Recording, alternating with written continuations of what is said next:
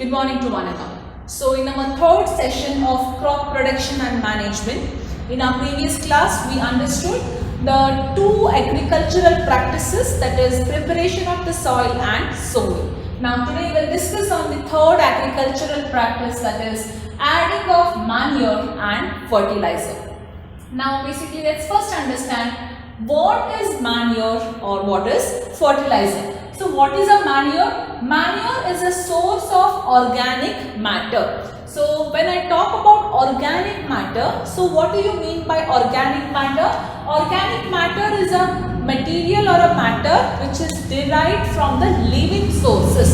I repeat, organic matter is a material which is derived from the living sources. Now which living sources? Plants or animals. So manure is a source of organic matter.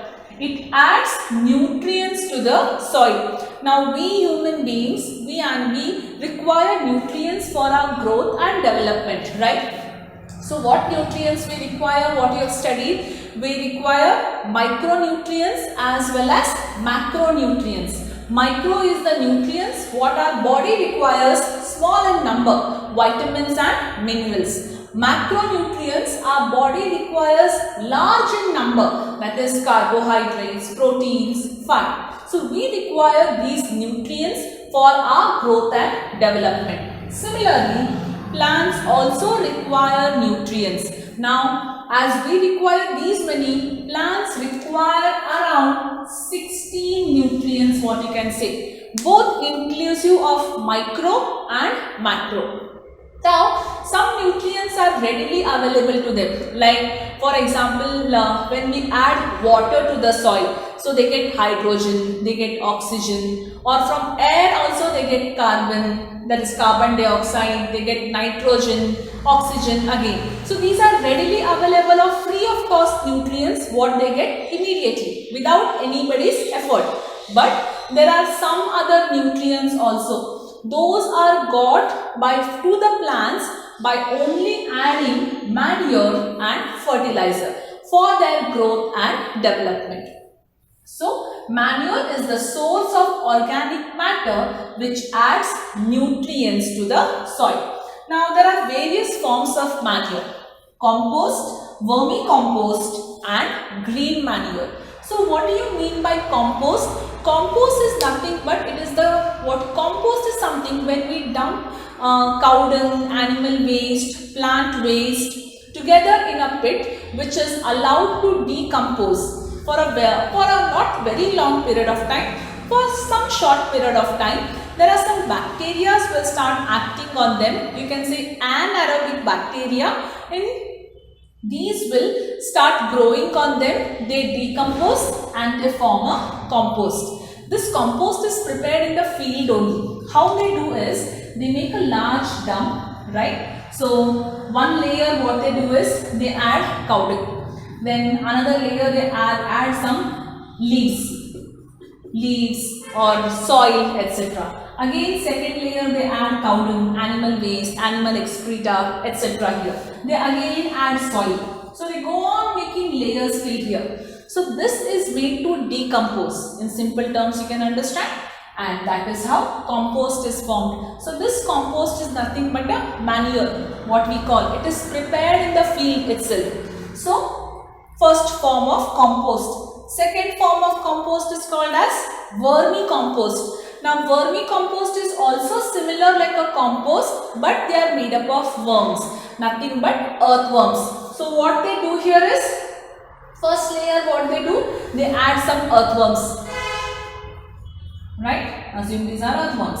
Then what they do, they add some plants, leaves, waste leaves and soil on that they cover. Again some earthworms, again soil, dried leaves, etc. They made layers in this and they allow that to decompose again. So that is how vermicompost is formed. It is added to the soil, these. Last is green manure. Actually you don't have or you don't study about green manure here, but let me give you this additional information.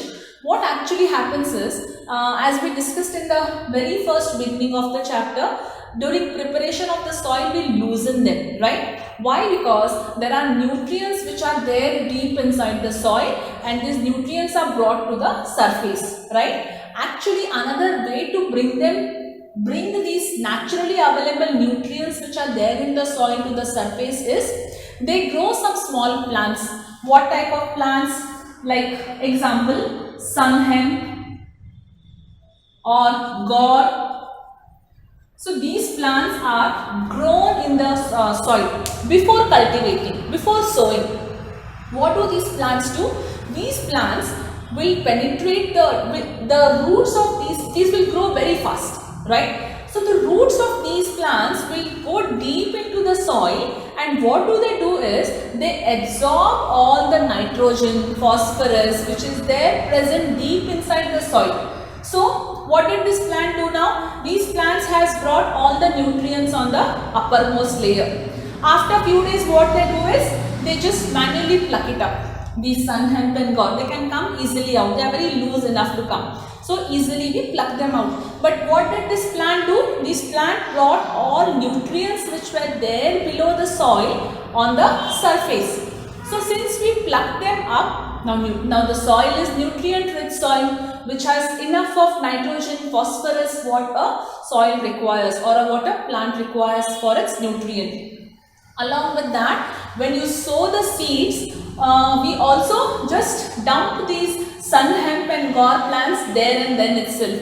That also, sun hemp and gore is also the major source of nitrogen and phosphorus. That means these got nitrogen and phosphorus from the root to the surface, as well as these plants when they are dead, when they are plucked enough, also forms a major source of nutrients for them. So vermicompost, compost and green manure are the various forms of manure. Now, fertilizer. What is a fertilizer? Fertilizer is an inorganic substance.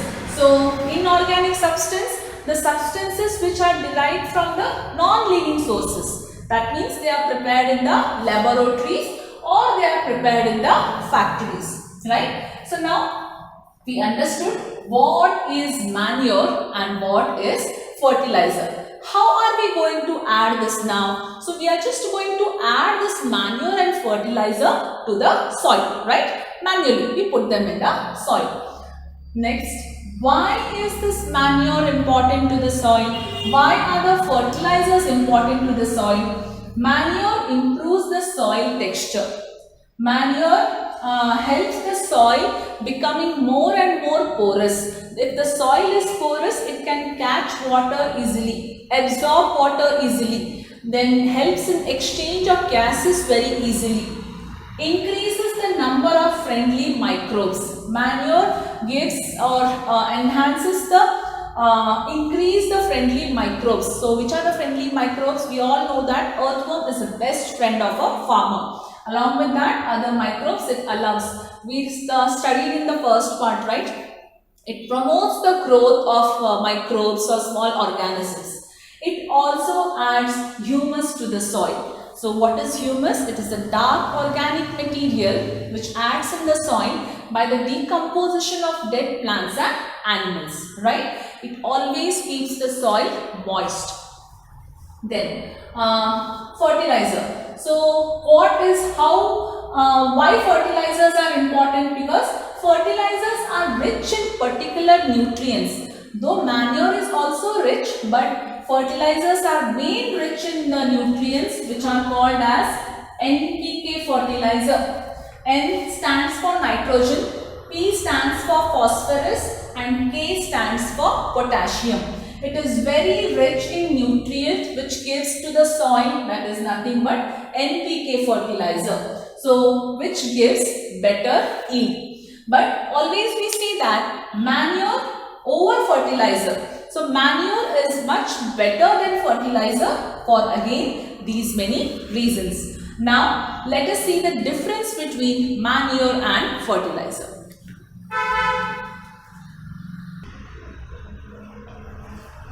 Now let us understand the difference between fertilizer and manure. So as we all know, fertilizers are man-made inorganic salt Manures are the organic material. Inorganic, the material derived from the non-living source, that is from dead, that is non-living sources here. Materials derived from the living source, that is plants and animals. Fertilizers are prepared in factories. Manures are prepared in field. We saw that how they are prepared in field: compost, vermicompost and green manure. Fertilizers do not add any humus to the soil, wherein manure adds humus to the soil. What is humus? Humus is a dark organic matter which is a part of a soil and which is formed from the decomposition of the dead plants and animals. It always keeps the soil moist, wherein fertilizers are always dry. Their fertilizers are rich in nutrients like NPK. N stands for nitrogen, P stands for phosphorus and K stands for potassium, wherein manures are less in nutrients. That means the amount of fertilizer we have to add more amount of manure to the soil. But there are always advantages and disadvantages. Now, what are the disadvantages of fertilizer? If we add more and more fertilizer, what will happen? Soil will start losing its fertility. Soil will not be much fertile than the manure. But there is no problem in terms of manure, right? Fertilizer requires more amount of water with compared to manure. So we always go for the organic. So nowadays you all might have seen organic farming has come into a trend. People go for organic products. And if you compare the prices of the normal other products or the organic products are much expensive than the other products. That means organic products are completely prepared from, not prepared from manure. Organic products are grown from all organic materials only. They add manure, so everything, there is no artificial substances used in the field apart from all natural substances. That is why they are much expensive, because in terms of yield, so yield is quite less in organic than in when we use fertilizer.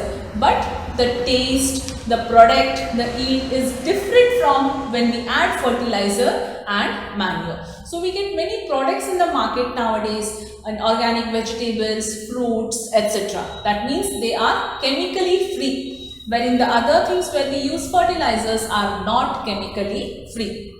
When we talk about again fertilizers and manure here, farmers grow different types of crops in the field. That means they also do crop rotation, intercropping and mixed cropping. That means, for example, if I have grown groundnuts in the field, along with groundnuts, I also grow sunflower. Now, what are the different advantages in the growing? We will be studying that in your 9th grade. But one thing what we have to understand here is, when we do intercropping, mixed cropping or crop rotation, what happens? Sometimes what fertilizers or manures we add to the field that gets distributed by many plants. Or different plant requires different source of nutrients, right? So when we grow them in mixture, or when we grow them in terms of these 3 different types of cropping, they get enough and more nutrients from the soil. That is the advantages of intercropping, mixed cropping and crop rotation. Field also will not be barren for a very long period of time. So this was about the third process of agricultural practices, that is adding manure and fertilizer.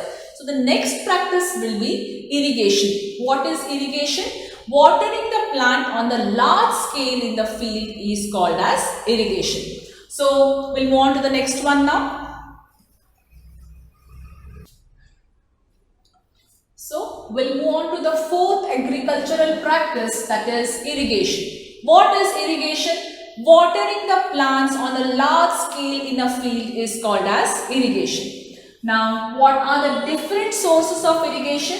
We have well, tube wells, pond, river, lake, dams, canals, rain. When we talk about rain, it is rainwater harvesting. So when I talk about well, we all know tube well is nothing but a bore well.